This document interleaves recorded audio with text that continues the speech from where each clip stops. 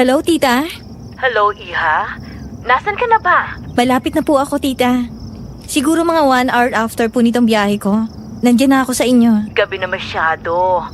Gusto mo bang ipasundo na lang kita? Huwag na po, tita. Hintayin niyo na lang po ako. At saka maaga pa naman eh. Sigurado ka ba, Iha? Madilim sa dadaanan mo. Ayos lang ho. Sige na, tita. Ibababa ko ng tawag. Baka makalagpas po ako sa bababaan ko. O siya, mag-iingat ka. Salamat po.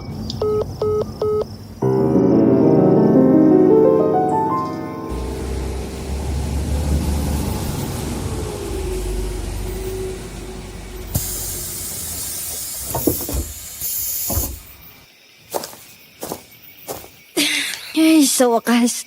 Nakarating na rin. Ang dilim naman dito. Wala man lang tricycle na dumadaan. Hindi bali na nga lang. Lalakarin ko na lang. Huwag kang matakot, Lara. Makakarating ka rin sa bahay ng tiyahin mo.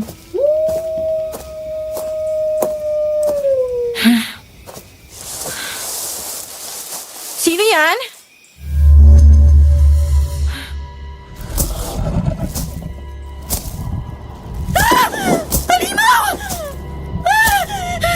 Tulungan niyo ako!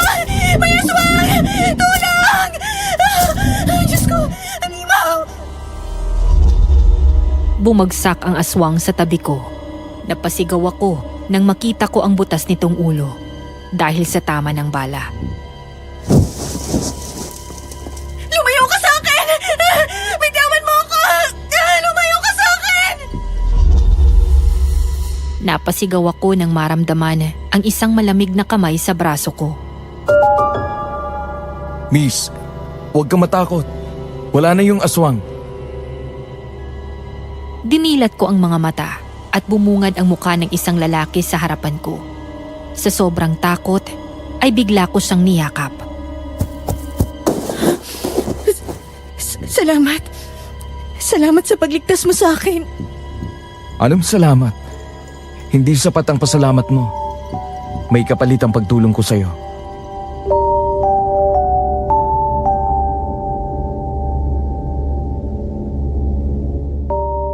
Magandang araw, Miss Ligaya, at sa lahat ng tagapakinig ng channel na ito. Ako nga pala si Lara, hindi ko tunay na pangalan. Nakahiligan kong makinig ng mga kwento sa channel ninyo bilang pamatay oras. Kaya naman naisipan kong ibahagi sa inyo ang tungkol sa nangyari sa akin nung minsan akong dumayo sa probinsya ng aking tiyahin upang magtrabaho bilang katulong. Matagal ko nang isinekreto. Pero ngayon, handa na akong isiwalat ang lahat. Nagbago ang lahat nang alukin ako ng isang milyonaryong abogado na magpanggap bilang asawa niya. Noong una, hindi ako agad pumayag sa sinabi niya. Pero noong mag-alok siya ng malaking halaga, agad din akong napapayag. Nagsimula kaming tumira sa iisang bubong upang ipakita sa lahat na mag-asawa nga kami. Nang magsama kaming dalawa, unti-unti kong napapansin ang mga bagay na hindi ko kayang tanggapin.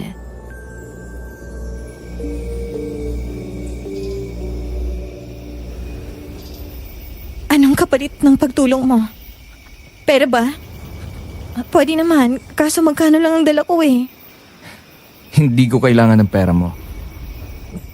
Eh kung hindi naman pala perang kailangan mo, eh di ano? Simple lang. Magpanggap ka bilang asawa ko. Nababaliw ka na ba? Anong magpapanggap na asawa? Mawalang galang na po. Pero iba na lang ang pagtripan mo. Hindi ako pumunta dito para dyan. Nagpunta ako dito para sa trabaho. Salamat na lang sa pagligtas mo sa akin.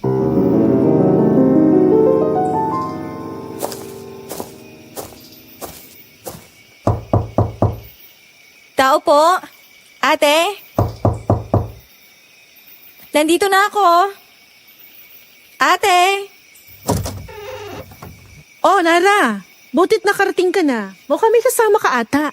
Ay, hala. Magandang gabi ho. Good evening. Talagang sinundan mo pa ako, ha? Kilala mo ba siya, ate? Aba, oo naman. Siya si Attorney Gio Alvarado. Sikat siya na abogado dito sa atin. Pasok na kayo. Nay! Nandito na ho si Lara! Sandali ha, kukuha lang ako ng tubig. Oh, eto. Oh, uminom na muna kayo ng tubig. Hindi na. Okay lang naman ako. Salamat, ate. Upo muna kayong dalawa.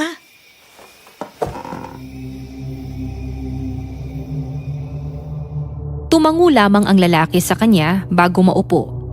Lumabas agad si Tita Alba mula sa kanyang kwarto at gulat na gulat siya nang makita kung sino ang kasama ko.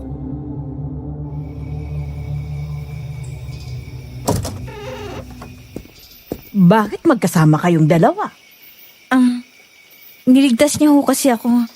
May aswang kasi na sumalakay sa akin kanina. Ay, Diyos ko po, ayos ka lang ba, iha? Nasaktan ka ba? Ayos naman, tita. Mabuti na lang dumating ka agad si attorney. Naku, attorney. Maraming salamat ho sa pagligtas mo sa pamangkin ko. Tumayo ang lalaki at naglalakad-lakad sa loob ng bahay ng aking sahin.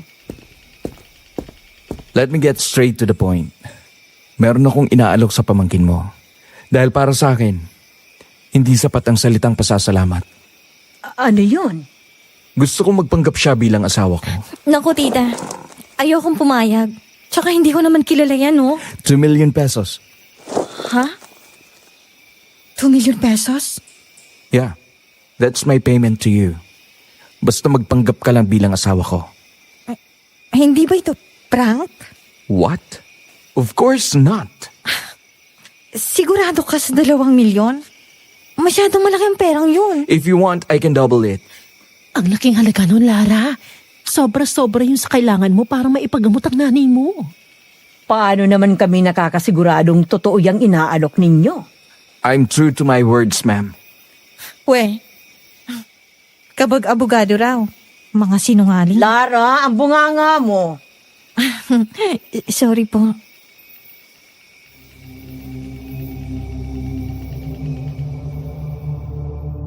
Naglabas ng isang papel ang lalaki at iniabot sa akin matapos itong sulatan.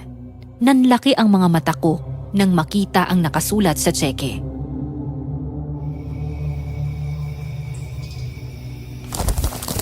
$4 million pesos? Ano? 4 million pesos na? Patingin nga ako. Patingin din ako. Lumapit si Tita Alba at Ate Mia para tignan ang laman ng tsekeng inabot sa akin. Kung ako sa'yo, papayag na ako. Saka ang gwapo niya, no? Tapos marami pang pera. Ewan ko sa'yo, ate. Ano? Papayag ka ba o hindi? Aalis na lang ako para maghanap ng iba.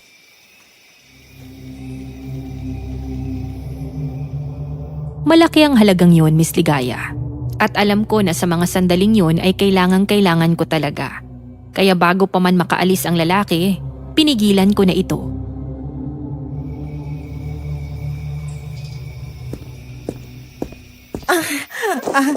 Papayag na ho ako. Sigurado ka na ba? Sigurado na ho ako. Sige. Bukas, babalik ako dala ang kontrata. Hindi pwedeng sa salita lang tayo magkakasundo. Isang tango lamang ang sinagot ko sa kanya. Pagkaalis niya, tsaka ako nilapitan ni Tita Alba at Ate Mia.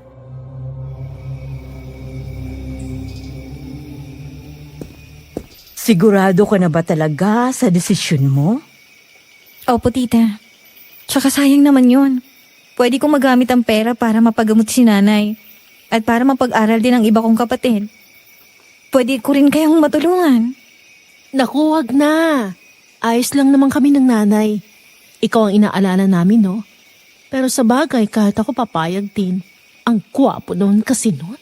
Ay, naku, Mia, ikaw na bata ka. Ay, totoo naman, Nay. Ang dami kaya may crush kay attorney dito sa baryo. Bukod kasi ang gwapo, matalino't mayaman pa.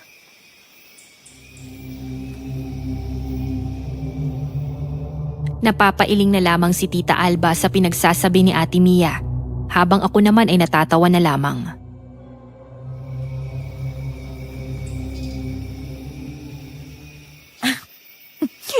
ate talagang kulit. Ano? Tuloy na ba talagang desisyon mo? Opo, tita. Tsaka tama naman siya. Hindi sapat ang pasasalamat ko sa kanya. Dahil utang na loob ko ang buhay ko sa kanya. O siya, magpahinga ka na. Malayo pa naman ang biyahe mo. Panigurado pagod ka rin. Sige po, tita. Ate, pasok na ako sa kwarto.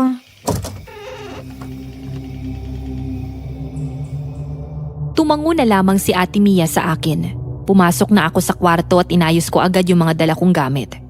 Habang ginagawa ko yon, hindi mawala sa isip ko ang tungkol sa aswang na sumugod sa akin.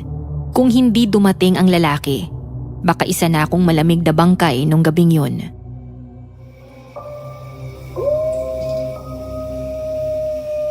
Ano ba yan? Kararating ko pa lang. May mga kababalaghan na kaagad. Lara, matulog ka na ha. Huwag na magpupuyat ha. Opo ate, matutulog na rin ako. Tinatapos ko lang tong ginagawa ko. Hindi ko na narinig pang sumagot si ate sa akin. Nagpatuloy ako sa pag-aayos ng mga gamit hanggang sa nakatulog ako sa sobrang pagod sa biyahe. Kinabukasan, maaga akong nagising at ang una kong ginawa ay ang maligo at mag-asikaso sa umaga.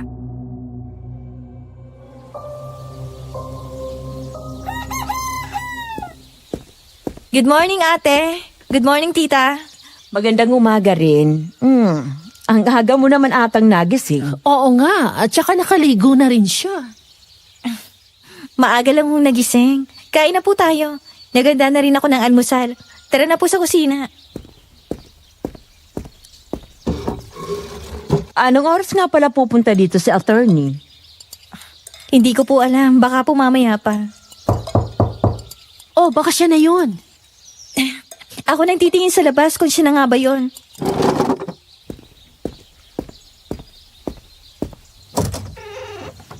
Ay, akala ko siya na. Magandang umaga ho.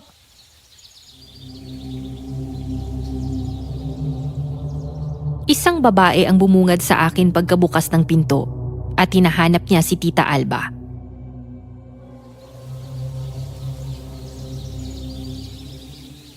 Sandali lang po. Tatawagin ko lang si tita. Oh, Lara, siya na ba yun? Ay, hindi ate. Si tita Albang hinahanap. Saglit at pupuntahan ko lang yung nasa labas.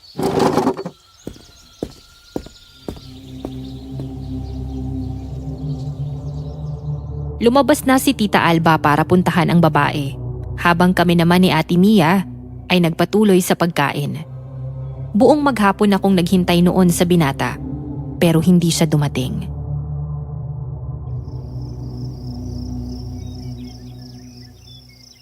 Darating pa kaya si attorney? Maggagabi na wala pa rin siya. Hindi na siguro ate. Baka nagbibiro lang yun.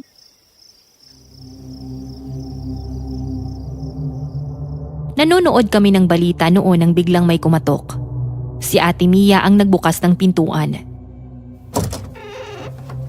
Oh, attorney! Good evening ho. Pasok kayo. Pumasok na ang lalaki sa loob at nagulat ako nang makita ang malaking sugat sa kanyang braso.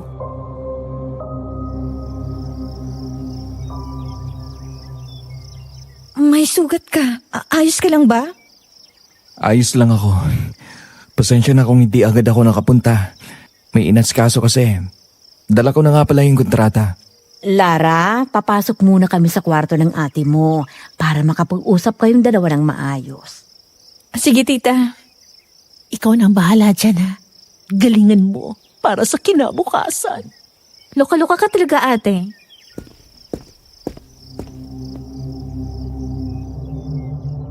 May sasabihin pa sana si Ate Mia sa akin, pero hinila na siya paalis ni Tita Alba. Kaya naiwan na kaming dalawa sa sala ng lalaki.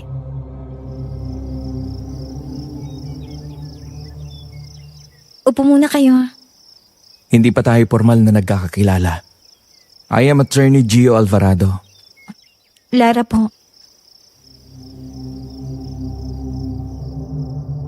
Nilabas niya kaagad ang isang folder sa bag niya na agad niyang inabot sa akin. Pagkabukas ko noon, ay bumungad sa akin ang kontrata para sa pagpapanggap ko bilang asawa niya. Basahin mo.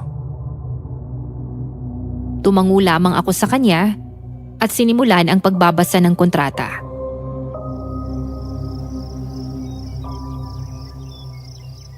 Ano? Magsasama tayo sa isang bahay? Yes. Mag-asawa tayo. Kaya kailangan mag-asama talaga. Pero, hindi pwedeng magkasama sa isang kwarto? Busy akong tao. Tsaka maraming kwarto sa bahay ko. Okay.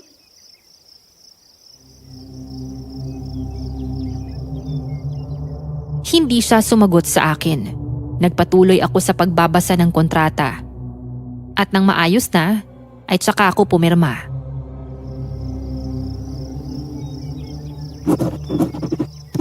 Kailangan natin magmukhang totoo sa harap ng ibang tao.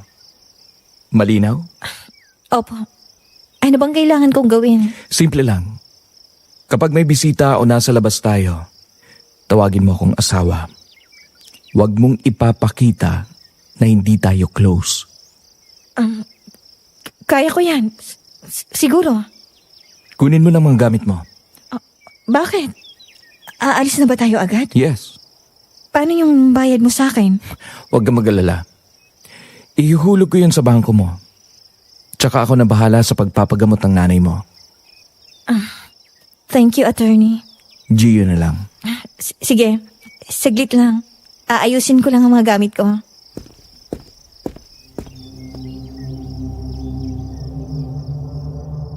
Aaminin ko, sobrang desperada na ako ng mga araw na yon, Miss Ligaya.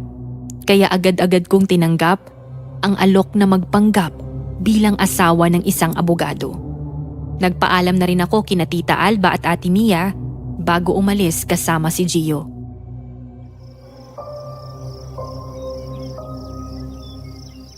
Bumisita ka pa rin dito ha? Oo naman ate kapag may oras. Gusto ko lang sanang walang makaalam ng tungkol dito. Makakaasa ho kayo, attorney. Thank you, Manang. Lara, let's go.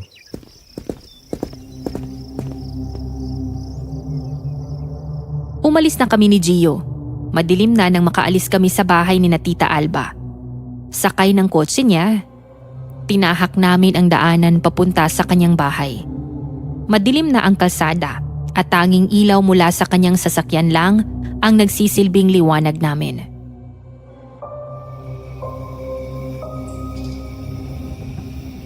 Ano nga pala yung nangyari doon sa aswang na sumugod sa akin? Bakit mo natanong? Curious lang ako. Di ba napatay mo siya kagabi? Nasaan na yung katawan niya? Huwag mo nang hanapin yung wala na. Ang mahalaga, ligtas ka. Ang sungit naman.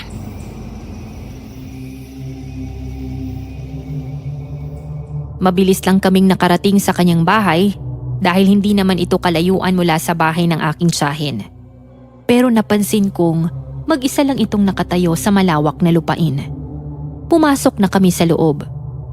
Nilibot ko ang mata sa paligid. Malaki ang bahay. Masyadong malaki para sa isang taong mag-isa lang na nakatira.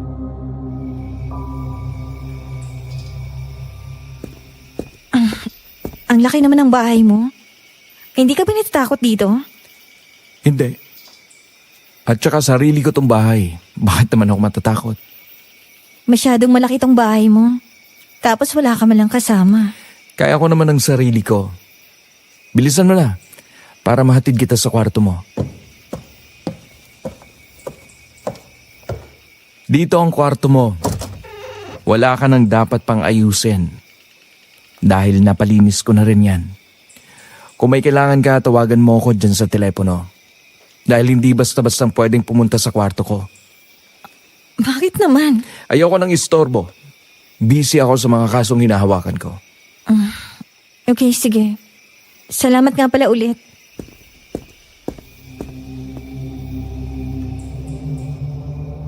At doon ay nagsimula ang pagpapanggap namin ni Attorney Gio. Mabilis na kumalat sa baryo ang tungkol sa aming dalawa. Maraming nagtataka noon tungkol sa akin, kaya naman kapag may mga bisita o kaya may pupuntahan kami, talagang nagpapanggap ako bilang asawa niya.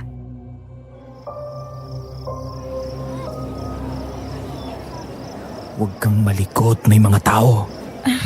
Kailangan ba talagang maghahawak tayo ng kamay? Siyempre naman. Ano na lang iisipin nila kung malayo tayo sa isa? Okay, honey.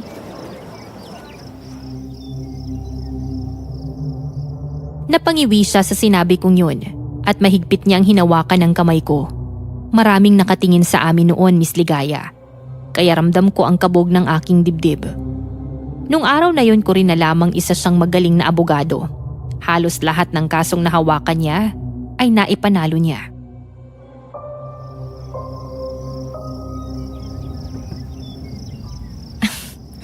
Ang galing mo, no? Bakit naman? Narinig ko kanina sa mga tao na magaling ka raw na abogado. Tsaka nakwento ni Ate Mia yung tungkol sa'yo.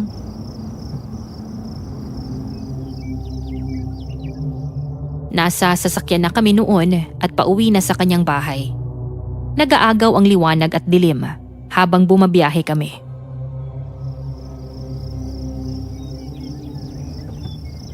Totoo ba talagang marami ka ng kasong na ipanalo? Oo, marami na. Ilang taon ka na bang abogado? Magdadalawang taon pa lang.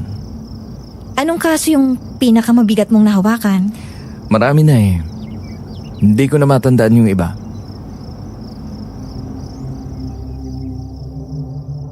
Tumango ako at ngumiti na lamang sa kanya. Nagpatuloy na lamang siya sa pagmamaneho. Naghiwalay kami ng landas pagkarating sa kanyang bahay. Siya, dumiretso sa kanyang opisina, habang ako naman ay nasa kwarto na.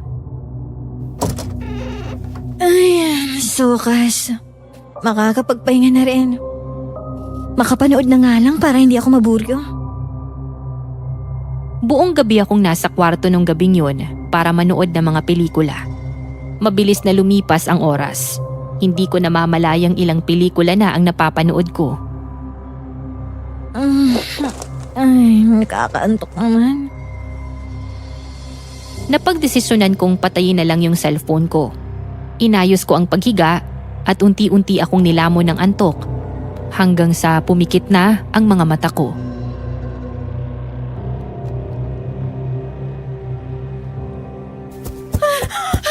Halimaw! Wag! Wag!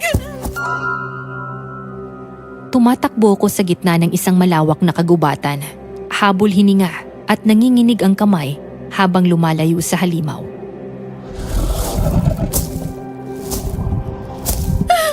Tulong! Tulong! May halimaw! Tulong! Nagpatuloy ako sa pagtakbo nun, palayo sa halimaw na humahabol sa akin hanggang sa unti-unti na ako nitong lapitan. Pero sa isang iglap, nawala na lamang ito.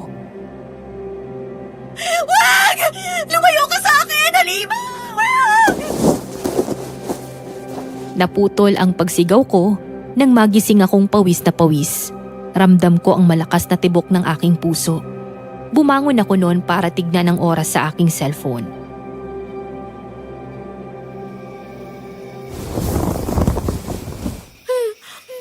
Alauna na pala ng madaling araw. Ano yung panaginip ko? Bakit may halimaw na humahabol sa akin? Akala ko totoong hinahabol ako ng halimaw. Kiyo, sagutin mo, please.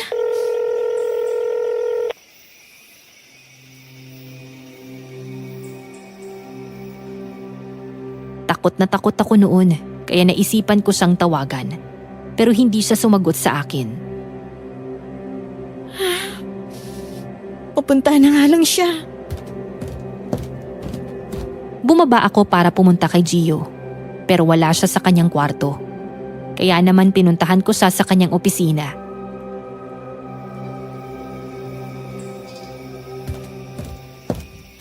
Gio, nandyan ka ba? Pasensya na kung nandito ako. Hindi ka kasi sumasagot sa telepono. Pwede bang patulog sa kwarto mo? Natatakot kasi ako eh.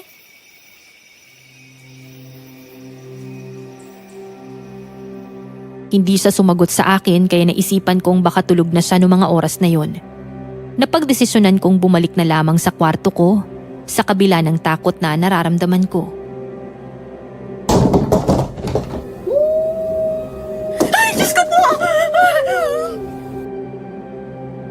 Sa sobrang takot ko, mabilis akong napatakbo at hindi ko na alam kung saan ako patungo. Pero bago pa man ako makalayo, isang malamig na kamay ang humawak sa akin. Wag! Bitawan mo ako! Wag! Ako to! Lumingon ako at nakita ko si Gio na nakatayo sa likuran ko. Hindi ko alam kung paano na lang siyang biglang nandoon. Sa sobrang takot ko, ay bigla ko na lamang siyang niyakap.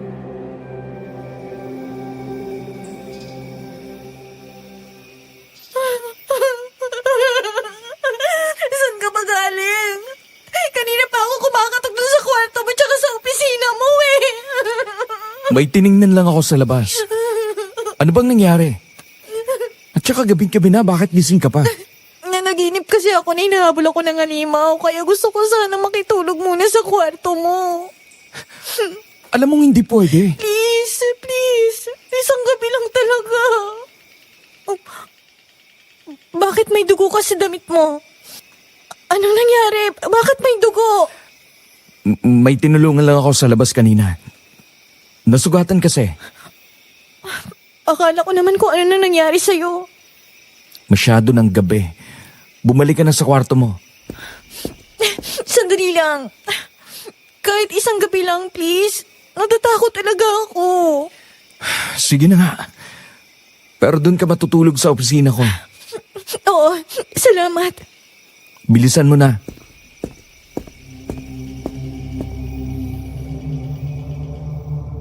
Pagbukas ng pinto, sinalubong ako ng malamig na hanging dumampi sa balat ko. Pagpasok sa loob, bumungad ang mga estante ng makakapal na librong nakahilera na para bang matagal nang hindi ginagalaw. Sa gitna ng silid, nakalatag sa mesa, ang makakapal na bunton ng mga papeles.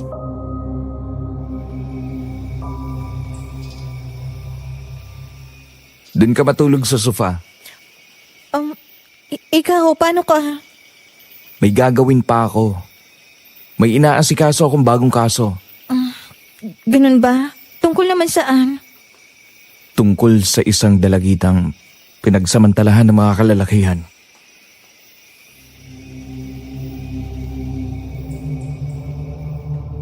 Nanlamig ang katawan ko sa kanyang sinabi, Miss Ligaya. Para bang may halong galit ang bawat pagbigkas niya. Magtatanong pa sana ako, pero hindi na natuloy dahil pinigilan na niya ako. Matulog ka na at may gagawin pa ako. Sumunod na lamang ako sa kanyang utos, kahit na may bigat pa rin sa aking dibdib. Mabilis na lumipas ang araw. Kita ko kung paanong asikasuhin ni Gio ang tungkol sa kasong hawak niya. Sa sumunod pang araw, umalingaw-ngaw ang balitang natagpuang patay ang mga sospek sa gilid ng bangin. Lahat sila, wakwak ang leeg.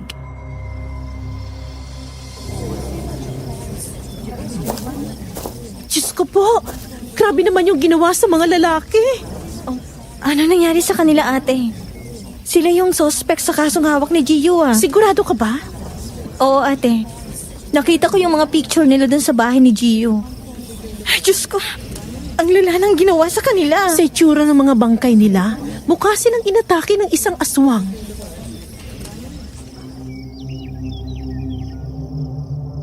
Tumako ang mata ko sa mga bangkay. Lahat sila, dilat ang mga mata. Wasak ang mga leeg na halos makita na ang putol na lalamunan. May mga pasa din sila sa katawan na tila galing sa isang bugbog. Isa-isang kinuha ang mga bangkay at napatigil ang paghinga ko nang magtama ang mga mata namin ng isa sa mga bangkay.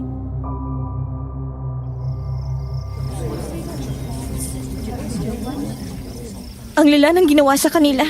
Parang hindi basta-basta halimaw ang sumugod sa kanila. Mukhang matindi ang galit. Kawawa naman. Ay, tara na nga, Lara. Buti pa umuwi na tayo at nag-aantay na sa atin si nanay.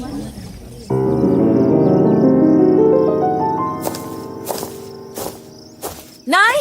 Nandito na ako kami. Magandang araw po, tita. Magandang araw din.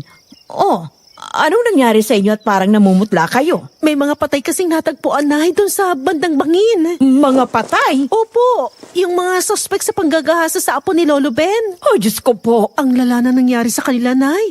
Yung mga lieg nila wasak na wasak. Ay, oh, Diyos ko. Kaawa-awa naman ang mga sinapit nila.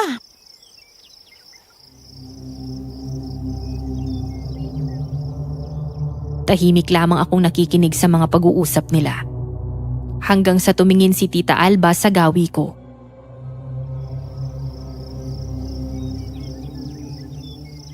Hindi bang asawa mong may hawak sa kasong yun? Nanalo ba sila? Opo, pero ang sabi niya sa akin, malakas daw ang impluensya ng mga suspect, kaya malakas ang tsansang makalaya pa rin. Pero grabe yung nangyari sa mga suspect, ha? Mukhang matindi yung galit ang gumawa sa kanila. O siya, magmerienda na lang muna tayo para mawala yung stress nyo na nakita nyo kanina. Damihan mo lang ang kain, Lara, ha? Namiss kita rito. Ang busy mo na magmula nung sumama ka sa abogadong yun. Si tita talaga. Kumusta naman ang buhay may asawa? Si ate talaga nang aasar pa. O ano nga, kumusta? Ayos lang naman ate. Mabait si Gio pero busy siyang tao. Ganun siguro kapag abogado. Oh, kumain na muna tayo ng merienda. Salamat, Nay. Thanks tita.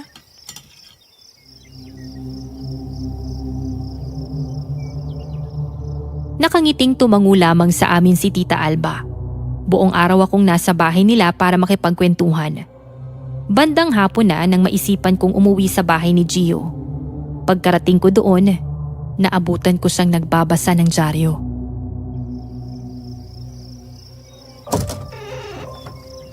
Good afternoon. Good afternoon.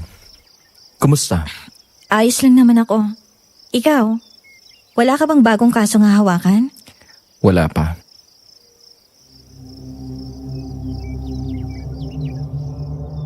Umupo ako sa harapan niya. Ramdam ko ang malamig na simoy ng hangin na nagmumula sa labas. Tahimik lang siyang nagbabasa noon nang bigla kong sabihin sa kanya yung tungkol sa mga natagpuang patay.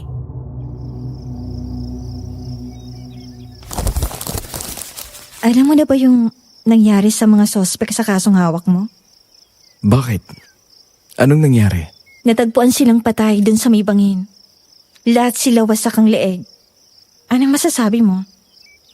Sa lala ng ginawa nila sa biktima, dapat lang sa kanila yon. Baka yun ang parusa nila.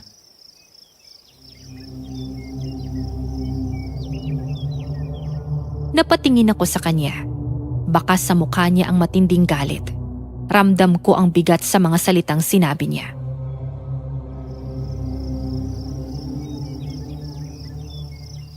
Ang lala naman ang ginawa sa kanila. At saka di ba may batas naman na magpaparusa sa kanila? Madaya ang batas, Lara. Hindi lahat napaparusahan ng tama. Kaya yung nangyari sa kanila, kapalit yun ng masasamang ginawa nila sa kanilang kapwa. Sa bagay. Pero nakakatakot pa rin talaga. Huwag mo nang isipin yon. Kumusta palang pagbisita mo sa tiyahin mo? Ayos lang naman. Sige, aakyat na muna ako sa kwarto.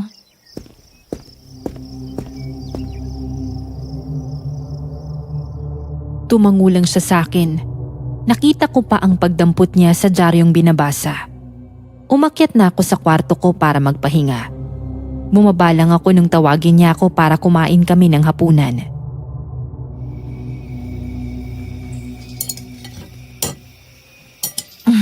Thank you. Wala yun. Sige na. Kumain ka na dyan.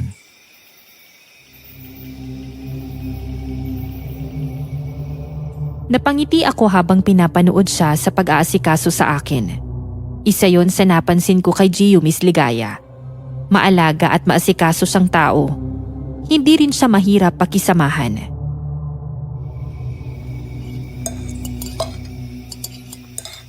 Kumusta pala yung pagpapagamot ng nanay mo?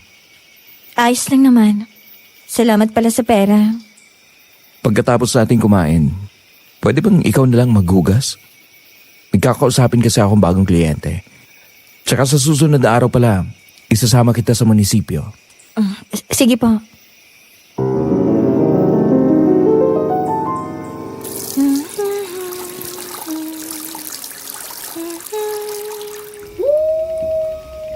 Ay, naku. Ayun na naman yung alulong.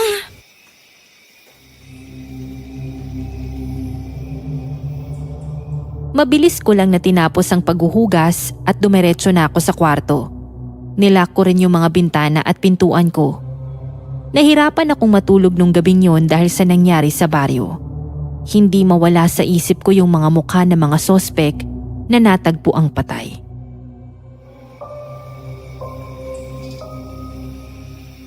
Ay, ang boring. Makapunta na nga lang kay Gio. Gio? Pwede bang pumasok muna? Promise, hindi ako manggugulo sa'yo. Hindi lang kasi talaga ako makatulog eh. Gio, nandyan ka ba?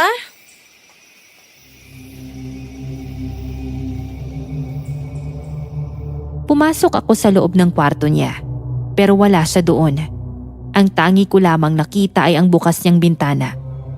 Malamig ang simoy ng hangin na parang may kasamang kakaibang amoy. Amoy dugo na sariwa.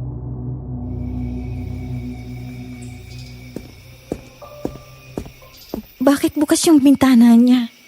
Tsaka, nasa na ba yung lalaking yun?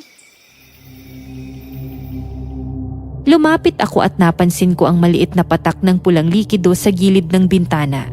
Sa takot ko, agad kong isinara yun. Pero ramdam ko ang malamig na kamay ng hangin na tila humahaplos sa batok ko. Ah, Diyos ko, dugo ba ito? Napaigtad ako at mabilis na umatras. Kinapkap ko ang cellphone ko at sunod-sunod na tinawagan si Gio. Pero wala siyang sagot. Nanlalamig na ang kamay ko, kaya napagdesisyonan kong bumalik na lang sa kwarto ko at ilock ang pinto. Hindi ko na alam kung anong oras akong nakatulog noon. Kinabukasan, maaga akong nagising at naabutan kong nagkakape na si Gio sa kusina.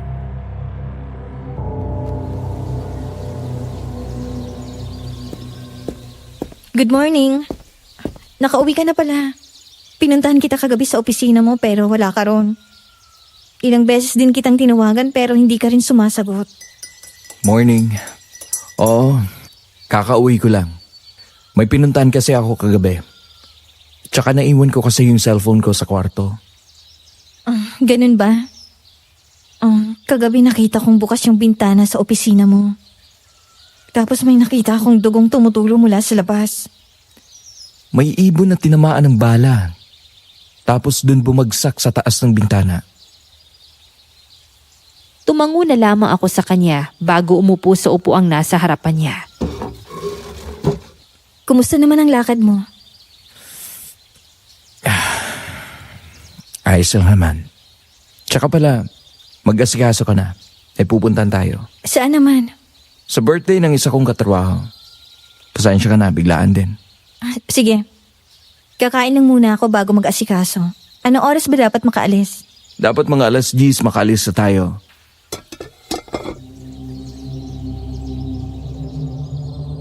Tumango na lamang ako sa kanya bago kumain ng almusal. Nagpunta kami sa party na sinasabi niya. Madalas niya akong isama sa mga lakad niya at palagi niya akong inaasikaso. Kaya naman ay unti-unti akong nasanay sa pagpapanggap bilang asawa niya. Hanggang sa nakikita ko na ang sarili kong nahuhulog na sa kanya.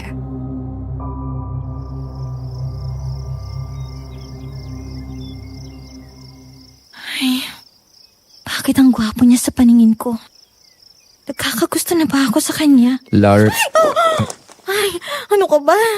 Bakit ba bigla ka nalang sumusulpot sa kung saan? Gulat na gulat ka naman.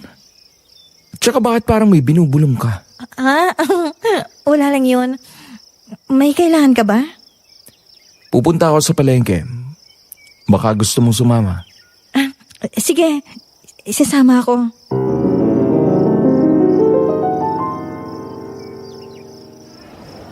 Uy, sa attorney, magandang umaga to. Magandang umaga, Pito. Attorney, magandang umaga. Magandang umaga po, attorney. Magandang umaga din. Ang daming bumabati sa'yo, ah.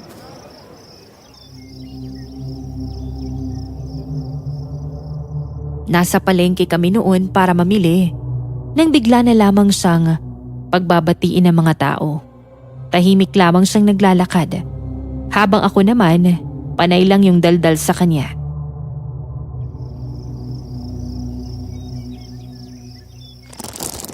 Salamat. Ikaw, Lara, may ipapabili ka pa ba? Wala naman ah. Kung ganon, tara na para makauwi na tayo.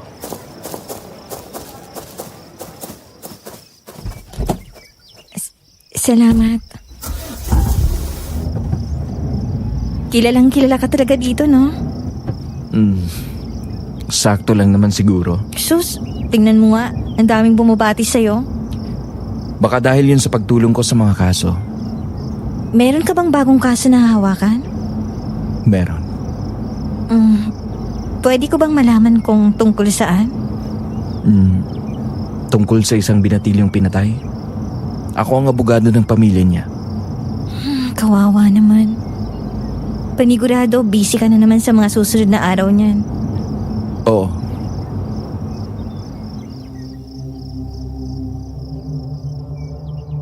Hindi na ako sumagot pa sa kanya.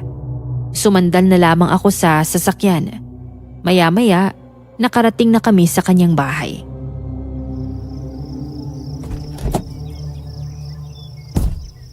Anong ulam ang gusto mo?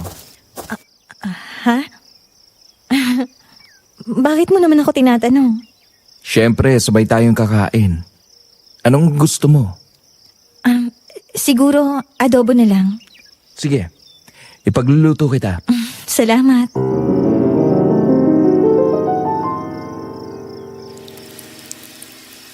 Lagyan natin ng patatas yung adobo para mas masarap. Mabuti pa nga. Nakangiting tumango lamang sa akin si Gio. Nasa kusina kami noon para maghanda ng hapunan. Pagkatapos maluto ng ulam, ay sabay na kaming kumain ng hapunan.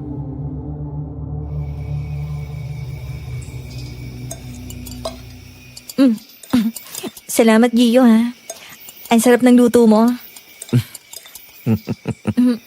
Nako, kumain ka na lang na mabuti dyan. Damihan mo rin ang kain mo.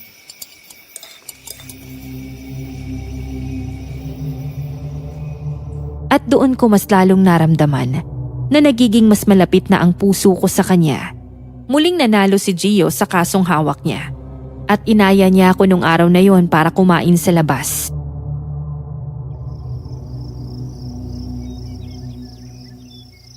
Congratulations, Gio. Ang galing mo, ha. Nanalo ka na naman sa kaso. Salamat, Lara. Sulit yung pagod ko dahil nakatulong na naman ako. Sana mas marami ka pang matulungan.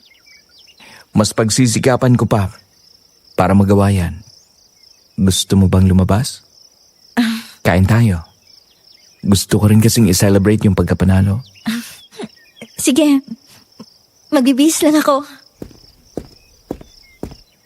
Hawak kamay kaming dalawa ni Gio habang naglalakad papunta sa isang kainan. Saan mo gustong kumain? Hindi ko alam. Ikaw na lang siguro ang mag-isip. Ganito na lang. Bumili lang tayo ng pagkain pagkatapos punta tayo sa bahay ng tita mo.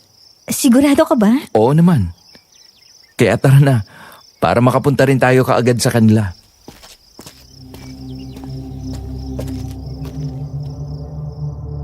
Bumili lang kami ni Gio ng mga pagkain bago pumunta sa bahay ng aking tiyahin. Pagdating doon ay naabutan ko sina Tita Alba at Ate Mia na nag-uusap sa may sala.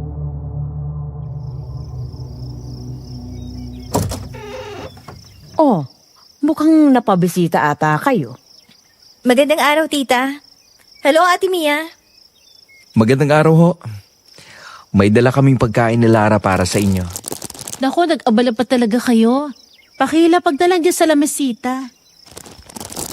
Oh, bakit napabisita kayo? Si Gio pa nag-ayang pumunta dito. Dapat kakain kami sa labas para i-celebrate yung pagkapanalo niya sa kaso.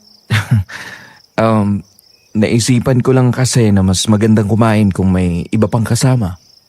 Nako, saglit nga, taayusin ko lang itong mga pagkain dala nyo na makakain na tayo. Salamat, Lara. Salamat, attorney. Walang anuman, tita. You're welcome, ma'am. Let's eat.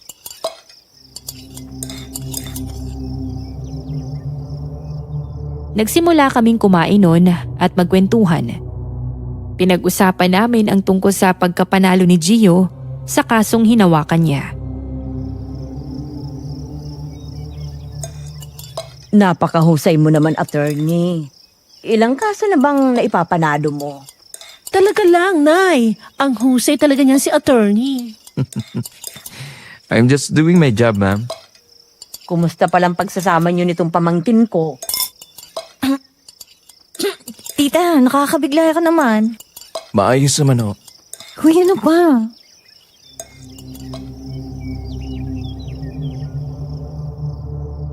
Hinawakan kasi ni Gio ang kamay ko sa harapan ng tiyahin at pinsan ko. Pilit ko pang tinatago ang ngiti ko noong mga sandaling yun.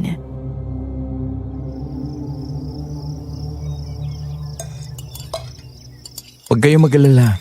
Inaalagaan ko naman itong si Lara habang nasa bahay ko siya. Totoo ba yon, Lara? Opo, tita.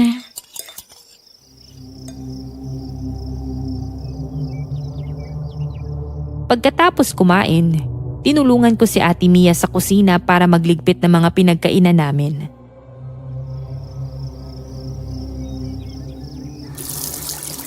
Mukhang nagkakamabutihan na kayong dalawa. Hindi naman siguro, ate. Oh, Jesus! Bakit parang kinikilig ka sa kanya? Tsaka iba na yung kilos mo, ha? Ate naman. Alam mo naman kailangan ko magpanggap bilang asawa niya. Ang defensive naman. Tapusin na nga lang natin tong gawain.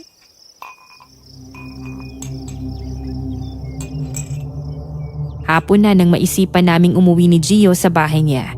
Sa mga sumunod na araw, may mga hinawakan pa siyang mga kaso. At lahat ng yon ay nanalo sa korte. Habang lumilipas din ang mga araw, tuluyan na akong nahulog sa kanya. Naisipan kong aminin yon sa kanya, Miss Ligaya.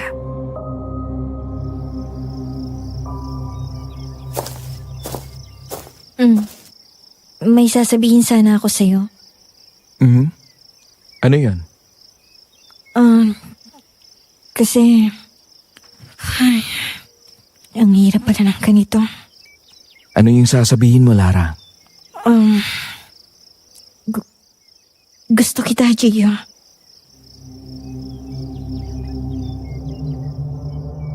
Inaasahan ko na yung magiging reaksyon ni Gio sa sinabi ko. Pero iba yung nakuha kong sagot sa kanya.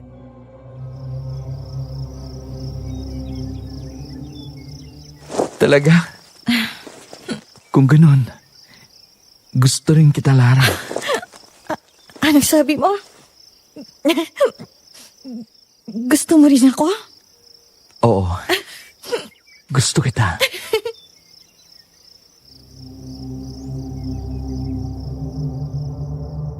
At doon nagsimula ang pagiging mas malapit namin sa isa't isa. Pakiramdam ko noon, tunay na akong asawa ni Gio.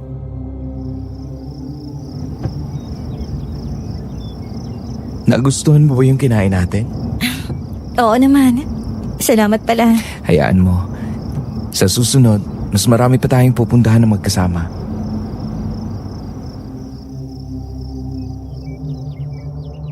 Nakangiting tumango lamang ako sa kanya. Halos hindi na mawala ang ngiti sa aking labi habang nasa biyahe kami. Pero nawala yon nang makita ko ang mga nagkakagulong tao.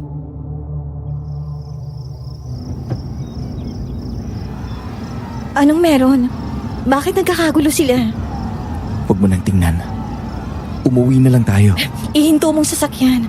Baka sakaling makatulong tayo.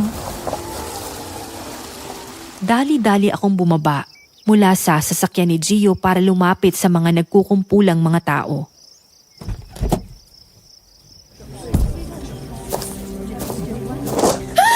Diyos ko! Anong nangyari sa kanya?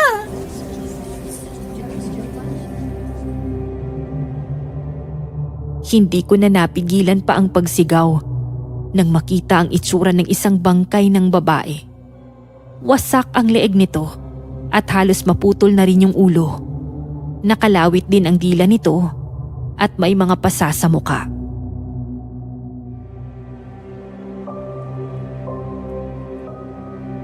Anong meron? Siya yung suspect sa isang kaso na hinawakan ko.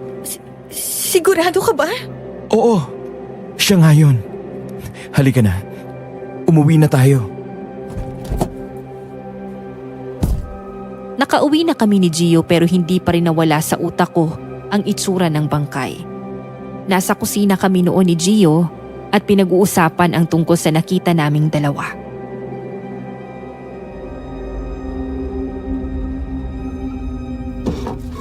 Bakit ganun yung nangyayari sa mga suspect sa kasong hinahawakan mo?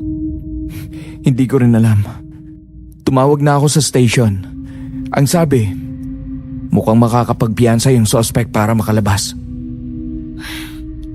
Kapareho na nangyari sa mga suspect sa apo ni Lolo Ben. Mukhang alam ng aswang ang galawan nila. Diyos ko, paano nangyari yun? Natatakot na talaga ako. Huwag kang mag-alala. Hindi naman kita pababayaan. Hindi ko hahayaang makalapit sa iyo ang aswang na yon. Salamat, Gio.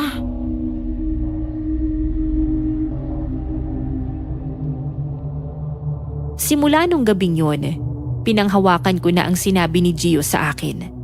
Pakiramdam ko, ligtas din ako sa piling niya. Pero may mga napansin ako sa kanya. Kagaya na lang ng madalas niyang pag-alis tuwing gabi. Gio? Nasaan ka? Gabi noon nang bumaba ako mula sa kwarto para puntahan si Gio sa kanyang opisina. Alam ko kasi kapag ganung oras ay nandoon siya para sa kanyang trabaho. Gio, nandyan ka ba? Papasok na ako, ha? Naglakad-lakad ako sa loob ng opisina niya. Pero wala talaga siya. Maski anino niya, hindi ko man lang nakita. Nasaan naman bang lalaking yun? Naging madalas ang pag-alis ni Gio sa gabi. Kaya naman hindi ko na naiwasan pang itanong sa kanya ang tungkol doon.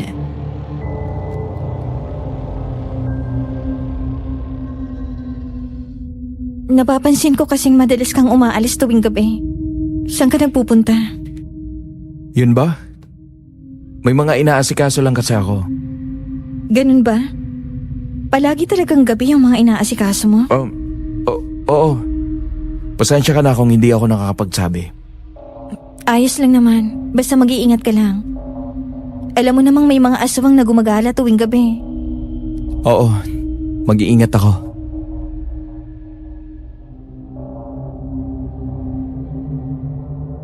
Pero hindi lang doon natapos ang pag-alis niya tuwing gabi. Isang araw, napansin ko na naman ang dugo sa laylayan ng kanyang damit.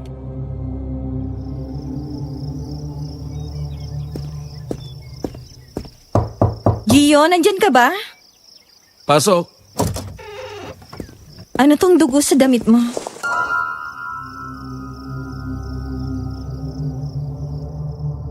Nakita ko ang pagbigat ng kanyang balikat at bahagyang gulat sa mukha niya. Nang ilapag ko sa harapan niya ang damit na hawak ko.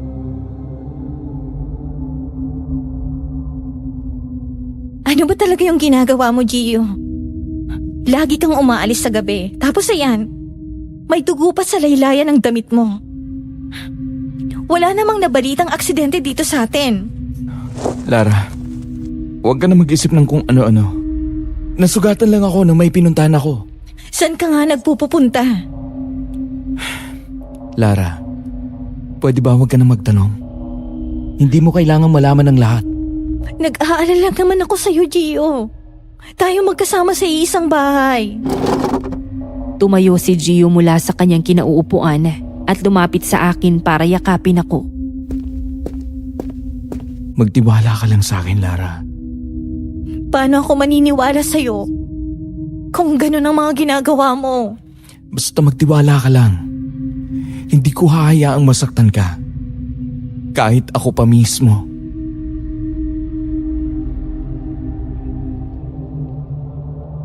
Tumango na lamang ako sa kanya. Pero mabigat na ang aking dibdib mula sa mga hinala sa kanya. Ramdam kong may tinatago siya. Pero hindi ko mawari kung ano man yun. Lalabas muna ako. Pasensya ka na. Hindi kita masasamahan. May ginagawa kasi ako. Ayos lang. Lumabas ako sa bahay ni Gio para maglakad-lakad. Ramdam ko ang malamig na simoy ng hangin na dumadampi sa aking balat. Tila ba may nagmamasid sa akin nung mga oras na yun.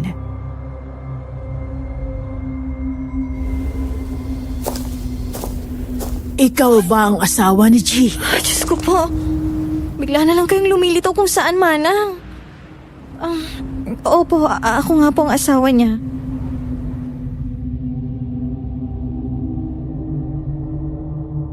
Isang matandang babae ang biglang lumitaw sa harapan ko. Napalunok ako nang ngumiti siya sa akin at makita ang mga bulok niyang ngipin. Maputla rin yung balat niya. Mahaba ang itim niyang buhok. Tuyo rin ang kanyang labi na parang hindi pa nadadapuan ng tubig. Bakit ho ninyo na itanong? Hindi siya sumagot sa akin. Sa halip, binigyan niya lamang ako ng isang makahulugang ngiti bago umalis. Madilim na nang makauwi ako sa bahay ni Gio. Habang naglalakad, ramdam kong parang may sumusunod sa akin.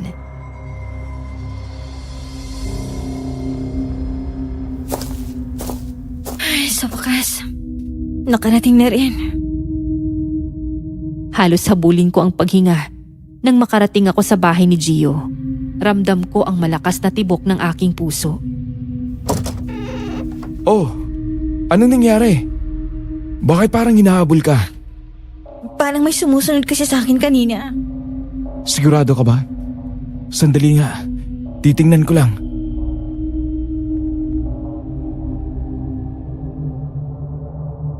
Saglit na lumabas si Gio para tignan kung meron bang sumusunod sa akin. Bumalik din siya makaraan ng ilang minuto.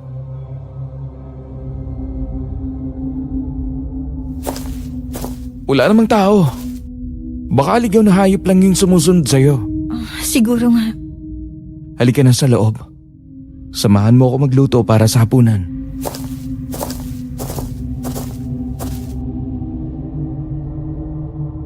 Tahimik kaming kumakain ni Gio noon. Tanging tunog lang ng kubyertos ang maririnig sa paligid nang bigla kong sabihin sa kanya ang tungkol sa babaeng nakasalubong ko sa labas.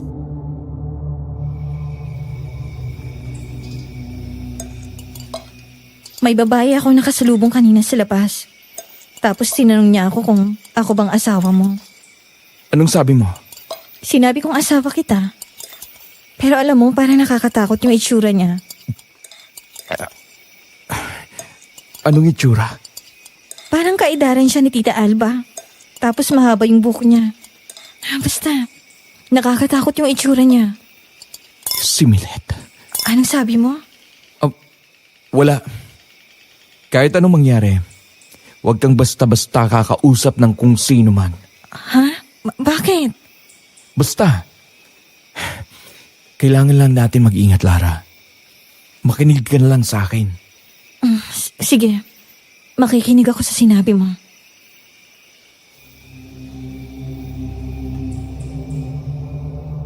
Nagpatuloy kami sa pagkain ni Gio. Hindi siya umalis nung gabing yun. Kinabukasan, inaya ako ni Ate Mia na mamasyal.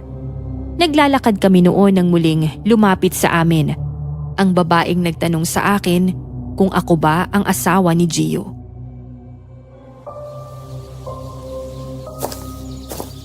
Namiss kita, Lara. Namiss din kita, ate. Hiwalayan mo si Gio. Sino ba yan? Hindi ko siya kilala. Lumayo ka kay Gio. Iwanan mo siya. Hindi ko lalayuan ang asawa ko. Magsisisi ka sa desisyon mo. Sinisigurado ko yan. Umalis na ang matandang babae. Pero muli itong lumingon sa pwesto ko. Napalunok ako nang makita ang nanlilisik niyang tingin sa akin. Ate, tara na. Ano yun? Bakit parang galit na galit siya na asawa mo si Gio? Hindi ko nga alam, ate. Mamaya, itatanong ko kay Gio yung tungkol sa kanya. Buti pa nga kung ganun. Huwag mo na muna isipin yung babae. I-enjoy na lang natin ang araw na to. Oo naman ate, mag-e-enjoy talaga ako.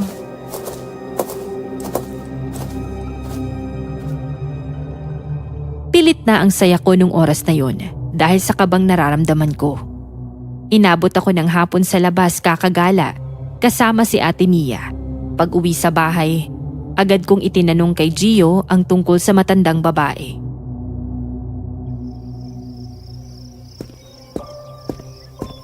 Natatandaan mo ba yung babaeng sinabi ko sa'yo? Yung nakakatakot ang itsura. Bakit? Anong meron? Nakasalubong namin siya kanina ni Ate Mia. Tapos galit na galit siya sa akin. Ang sabi niya pa, dapat daw hiwalayan kita. Huwag mo nalang pansinin ang isang yon. Paano kung hindi papansinin? Nakakatakot yung tingin niya sa akin. Ano ba talagang meron? Tsaka sino ba talaga yun? Wala ka nang dapat alamin, Lara. Ang gawin mo, umiwas ka na lang. Hindi mo ba ako pwedeng sagutin ng diretsyo?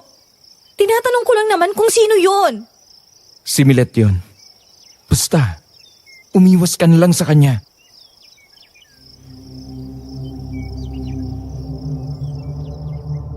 Ramdam ko ang bigat sa aking dibdib habang binibigkas ni Gio ang mga salitang yon. Pero naging magaan ang pakiramdam ko nang lumapit siya sa akin para yakapin ako. Ako na bahala sa lahat. Pagtiwala ka lang sa akin, Lara. Sana nga, Gio. Naguguluhan ako noon pero binigay ko pa rin kay Gio ang tiwala ko. Pero isang matandang lalaki ang lumapit sa akin para may sabihin tungkol sa kanya.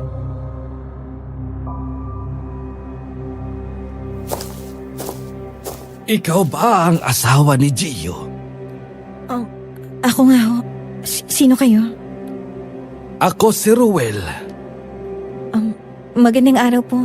Ako naman si Lara. May kailangan ba kayo sa asawa ko? Mali ka ng sinabahan, iha. Hindi mo dapat pinagkakatiwalaan ang kagaya niya. Habang maaga pa, lumayo ka na sa kanya. Mahal ko ho siya. Kaya hindi ko susundin ang sinasabi niyo sa akin. Kung hindi ka naniniwala sa akin, ikaw na mismong umalam tungkol sa kanya. Basta ako, nagbigay na ako ng payo sa iyo at babala na hindi ka ligtas sa katulad niya.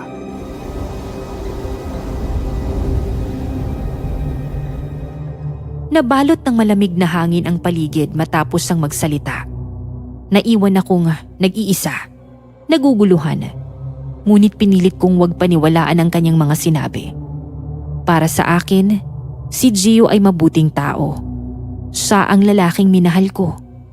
Pinakita niya sa akin na wala naman akong dapat na ikabahala. Pero unti-unti kong matutuklasan ang kababalaghang bumabalot sa kanyang pagkatao.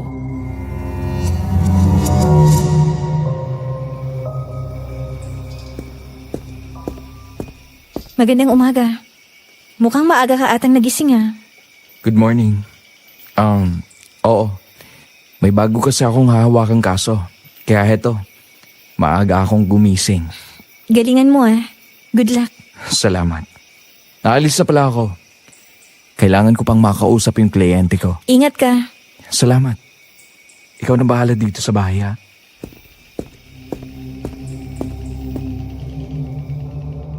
Tumango lamang ako sa kanya, pero ramdam ko ang bigat sa aking dibdib. Isang yakap pa yung binigay niya sa akin bago siya tuluyang umalis. Naging abala si Gio sa pag-asikaso ng kasong hawak niya. At sa muling pagkakataon, nanalo siya sa kasong yun.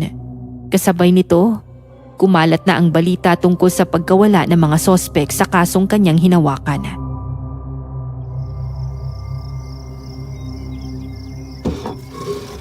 Nawawala daw ang mga suspect sa kasong hinawakan mo. Alam mo na ba yun? Oo. Huwag mo nang isipin pa yun. Ang mahalaga, nanalo ako sa kaso. Pero Gio, palaging ganun ang nangyayari. Hindi naman yata tamang parusahan ng ganun ng mga suspect. Pwede ba, Lara? Huwag na nating pag-usapan pa yan. Labas na tayo dyan.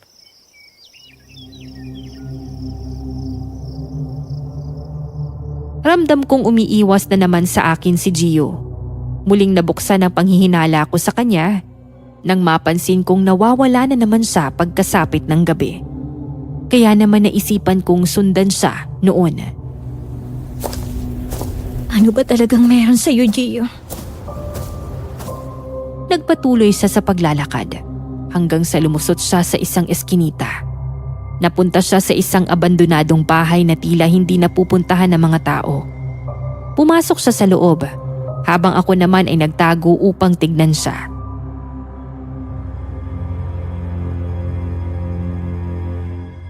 Diyos ko, sila yung mga sospek.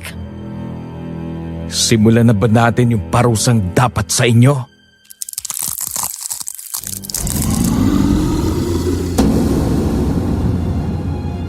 Nanlaki ang mga mata ko at tila tumigil ang mundo ko nang makita ang pagpapalit anyo ni Gio sa harapan ng mga lalaking nakatali. Unti-unting nabali ang leeg niya. Ang kuko niya ay humaba. Ang mga ngipin niya ay tumulis na parang lagari. Ang balat niya ay kumulubot at nagkulay abo. Malayong malayo ang itsura niya sa lalaking kaharap ko araw-araw. Sa lalaking minamahal ko.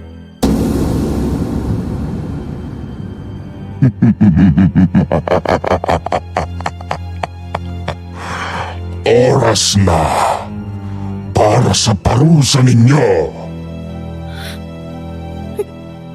Hindi maaari. Hindi ito totoo. Hindi.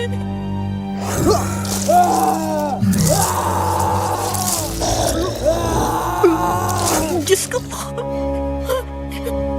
Halimaw.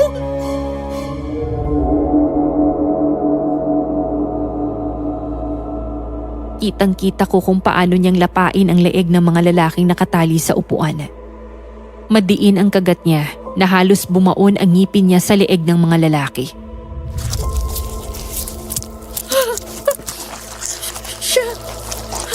Siyang pumapatay sa mga sospek. Tumigil ang mundo ko sa takot. Ang lalaking minahal ko ay isa palang halimaw.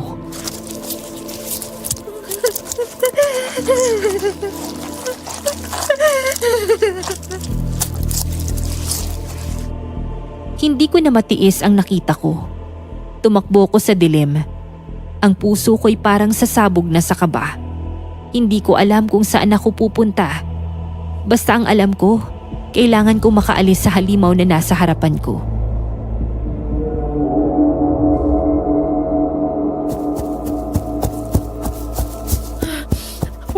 Huwag kang sumunod sa akin. Huwag ako. Iya, huwag kang matakot. Sumama ka sa akin. Hindi ka ligtas sa lugar na to. Dinala ako ni Lolo Ruel sa isang abandonadong kubo upang doon kausapin.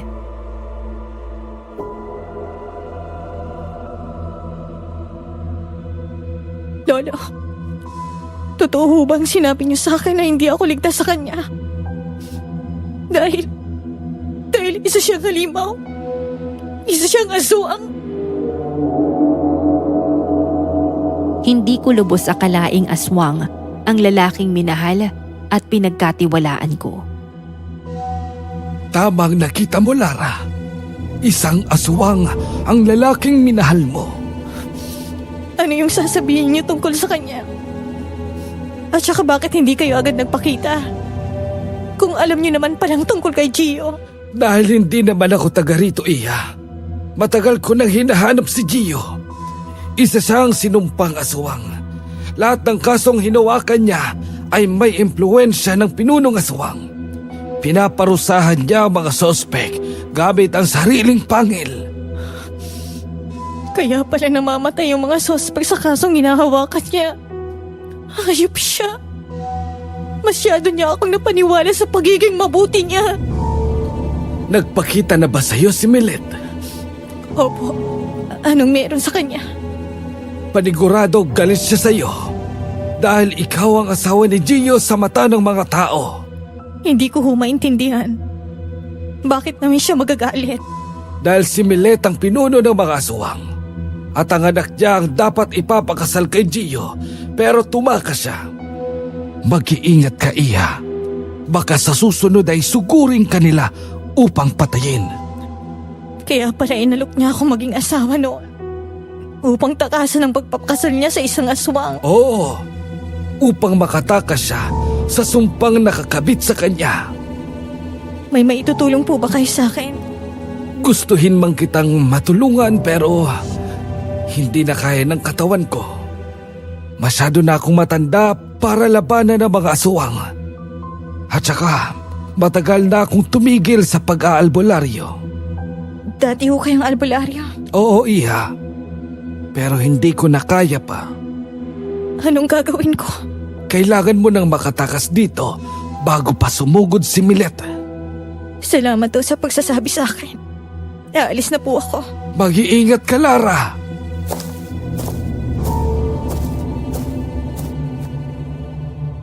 Tumango ako sa kanya bago umalis. Madilim ang daanan habang naglalakad ako.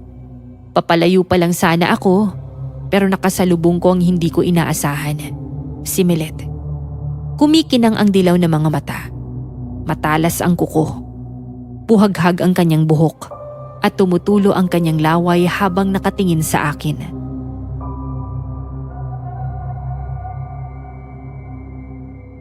Sumayo ka sa akin! Saan ka pupunta, babae ka? Sinabi ko naman sa'yo, di ba? Na magsisisi kang inasawa mo si Gio. Tulong! Tulong! Halos maputol ang paghinga ko habang sumisigaw sa gitna ng kadiliman. Sinubukan kong tumakbo pero mabilis na nakalapit si Milet. Pero bago pa siya tuluyang makalapit sa akin, isang katawan ang humarang upang protektahan ako.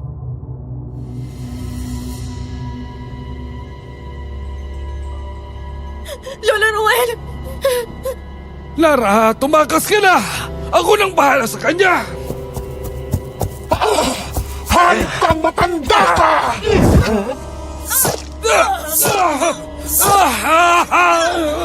Lara, kunin mo ang itak! May halong dasal yan! Magagamit mo yan upang protektahan ang sarili mo! Natataranta kong kinuha yung itak na sinasabi ni Lolo Ruel. Mahigpit ko itong hinawakan habang umiiyak.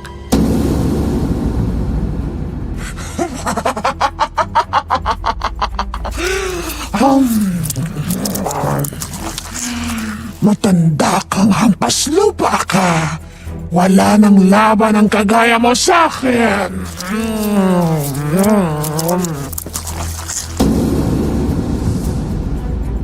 Kitang-kita ko kung paanong kainin ni Milet si Lolo Ruel.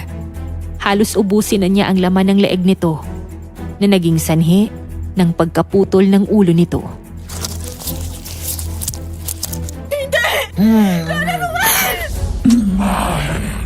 Sinabi ko naman sa'yo na pagsisisihan mo ang desisyon mo. Dahil sa'yo, hindi masayang anak ko. Inagaw mo sa kanya si Gio. Hindi ko totoong asawa si Gio! Pakiusap! Huwag mo akong patayin! Sinungaling ka! Papatayin kita!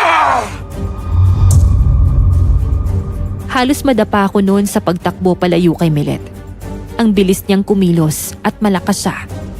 Pero lumaban pa rin ako para sa aking buhay. Lumayo ka sa akin! Ang epekto yan sa kagaya ko! Nagpatuloy pa rin ako sa paghampas ng itak na hawak ko. Sinugod ako ni Milet at isang kalmot yung binigay niya sa akin na siyang dahilan para matumba ako.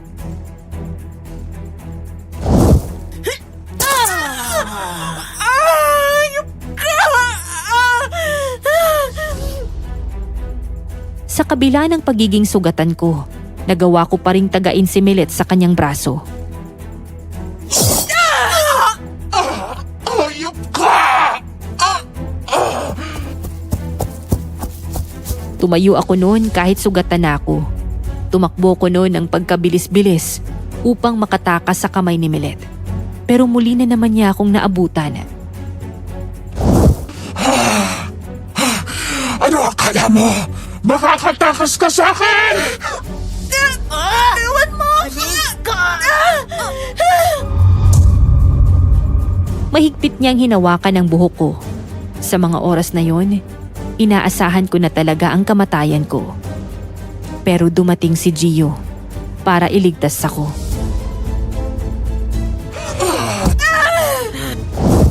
Hayop ka! Huwag mo siyang sasaktan! Traitor ka, Gio! Niloko mo kami! Lapastangan ka! Nagpakasal ka sa babaeng yan! Galit na galit akong itinuro ni Milet. Nanlilisik ang mga mata niyang nakatingin sa akin. Hindi ko siya asawa! Lara! Asawa mo ko! Hindi kita asawa! Wala akong asawang halimaw! Halimaw? Anong sinasabi mo? Kaya pala naamoy ko ang dugo mo kanina. Akala ko wala lang yun. Alam ko nang tungkol sa'yo. Ikaw ang aswang na pumapatay sa mga sospek. At siguradong papatayin mo rin ako. Kaya mabuti pa magkamatayan na tayong lahat. Hinigpitan ko ang hawak na itak at itinutok ko yon sa kanila. Lara, makinig ka. Hindi kita magagawang saktan. Dahil mahal na mahal kita. Mahal natin ang isa't isa, di ba? Hindi! Hindi ako magmamahal ng isang halimaw na kagaya mo! Walang hiya ka, Gio! Ako ang dahilan kung bakit nananalo ka sa kaso. Tandaan mo, lahat ng nahawakan mong kaso ay may impluensya ko. Pagkatapos ganito ang susukli mo sa akin, hindi mo pinakasalan ang anak ko! Dahil hindi ko mahal ang anak mo, Milet. Ayoko makasal sa kanya. Aalis ako sa sumpang ito. Hindi naman talaga ako aswang dapat eh. Sinumpa niyo lang ako. Ang sumpang yan ay matagal nang nakakabit sa pamilya Alvarado. Kaya hindi ka na makakatakas pa! Kung ganon, ako ang tatapos sa sumpang yun! Sa gitna ng madilim na lupain, nagsimulang maglaban sina Gio at Milet. Traitor ka! Papatayin ko kaya ng babaeng ipinalit mo sa anak ko! Hindi ko hahayaang masaktan mo siya! Hindi hinayaan ni Gio na makalapit si Milet sa akin. Hindi ako makaalis noon dahil sa labis na takot na dumadaloy sa aking katawan. Gio! Isa kang taksel! Pinili mong ipagtanggol ang babaeng yan kaysa sa sarili mong lahi! Hindi ko kayo kalahi! At hindi ko hayaang saktan ninyo si Lara! Mas tumindi ang laban ni Milet at Gio. Pareho silang malakas at hindi nagpapatalo. Lumipas pa ang ilang sandali at unti-unti na silang naging sugatan. Parehong nanghihina ang kanilang katawan habang nagsasagupaan. Mamatay ka na! Mamatay ka na! Pareho nilang bumaon ang kamay sa katawan ng isa't isa. Ang kamay ni Gio ay tumagos sa tiyan ni Milet na siyang dahilan ng pagkamatay nito.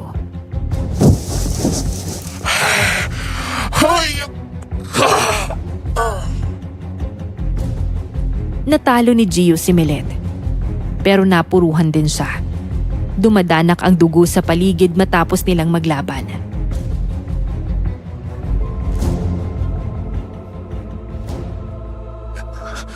Lara, ligtas ka na.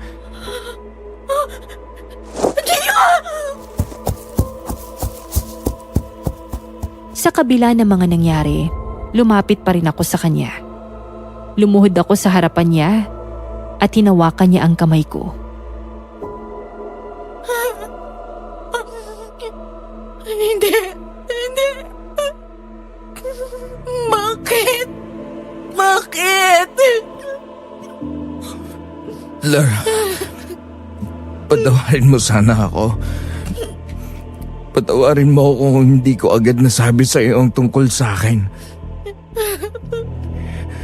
Alam kong nagsinungaling ako sa iyo. Pero totoo kitang minahal. Ginusto ko ring makaalis sa pagiging aswang. Kaya palagi akong umaalis sa gabi upang makahanap ng sagot. Dahil gusto kong maging asawa na talaga kita. Huwag ka nang magsalita. Huwag ka nang magsalita. Makiusap. Mahal kita, Lara. Unti-unting nawala ng lakas si Gio sa harapan ko. Matapos ang ilang segundo, naramdaman ko ang pagtigil ng hininga niya. Hindi! Hindi maaari to! Hindi! Gio! Gio, kumising ka! Kumising ka!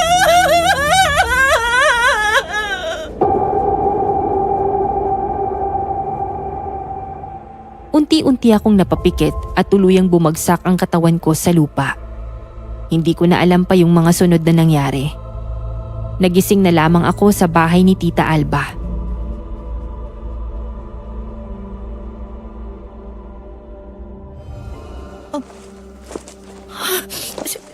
Si Gio, Lara, kumusta ang pakiramdam mo? Ilang araw kang tulog. talaga. Tita, nasan si Gio? Patay na siya. Matagal mo na bang alam na isa siyang aswang? Hindi ko alam. Nalaman ko na lang din nung nakaraan. Paano niyo nalaman ang nangyari? Natagpuan kayo sa malawak na lupain, pare-pareho kayong sugatan. Pero ikaw lang ang buhay. Si Gio, hindi ko lubos akalain na isa siyang aswang. Sa totoo lang, marami nagulat sa tunay niyang pagkatao. Hindi ko akalaing nagmahal ako ng isang aswang. Pero inaral niyang buhay niya sa akin. Hindi niya ako inayaang masaktan. Madaming nagalit sa kanya pero ang iba ay tinuring siyang bayani. Gusto kong bumalik sa bahay niya. Sasamahan kita papunta doon. Sinamahan ako ni Ate Mia sa bahay ni Gio. Pagpasok sa loob, doon ko napagtanto ang lahat. Tunay akong umibig sa kanya. At talagang nabulag ako doon dahil hindi ko napansin ang mga mali kay Gio. Mahal din kita, Gio. Salamat sa pagligtas mo sa akin. Paalam. Hanggang sa muli.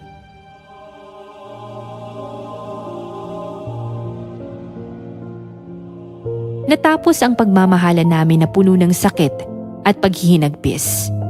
Maraming nagalit kay Gio noon nang malaman nilang isa siyang aswang.